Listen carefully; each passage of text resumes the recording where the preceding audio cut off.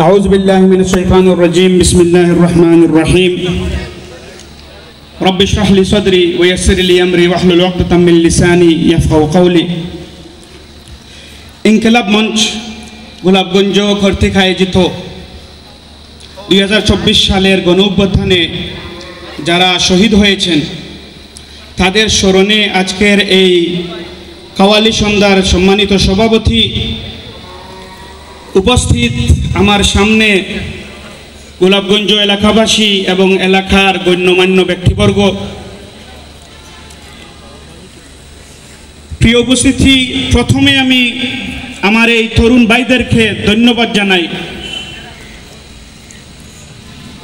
এমন সময় আমরা পার করতেছি যেখানে প্রতিদিনই কেউ না কেউ ইউনিয়ন চেয়ারম্যানের প্রোগ্রাম করতেছেন, কেউ উপজেলা চেয়ারম্যানের প্রোগ্রাম করতেছেন, কেউ এমপি হওয়ার প্রোগ্রাম করতেছেন।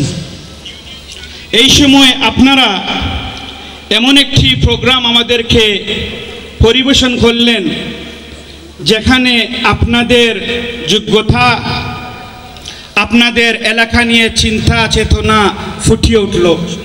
আমি আপনাদেরকে স্যালুট জানাই এই প্রোগ্রামের জন্য। প্রিয় উপস্থিতি, 2024 সালে এবং বিশেষ করে 5ই আগস্টে আমাদের গোলাপগঞ্জে 7 জন মানুষ শহীদ হয়েছেন, শত শত মানুষ আহত।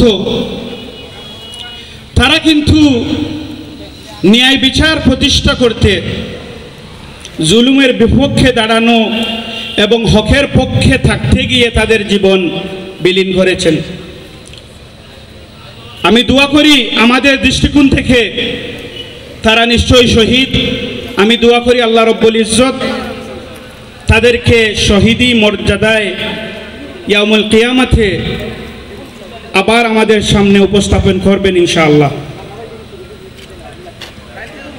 আমরা বিগত আন্দোলন থেকে এটা শিখেছি যে দেশের দায়ভার তরুণ সমাজের ঘাড়ে।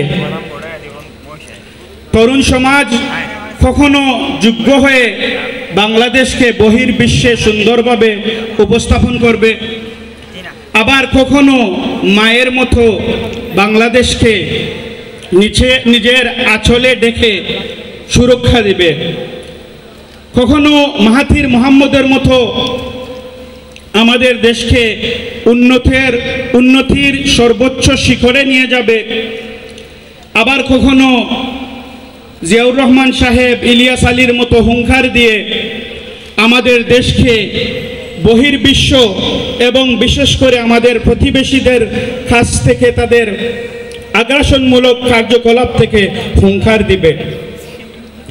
আপনারা গোলাপগঞ্জের তরুণ সমাজ সঠিক পথে চলতেছেন, আমরা সবাই আপনাদেরকে ধন্যবাদ জানাই। আবারও এটা বলি যে তরুণ সমাজ যোগ্য হলে দেশ যোগ্য থাকবে, তরুণ সমাজ সজাগ থাকলে দেশ সুরক্ষিত থাকবে, তরুণ সমাজ দেশকে নিয়ে চিন্তা করলে দেশের সাধারণ মানুষ, খেটে খাওয়া মানুষ, পিছিয়ে পড়া শ্রেণী আবারও জেগে উঠে আগামীর স্বপ্ন দেখবে। ধন্যবাদ আপনাদেরকে। আসসালামু আলাইকুম ওয়া রাহমাতুল্লাহি ওয়া বারাকাতুহু।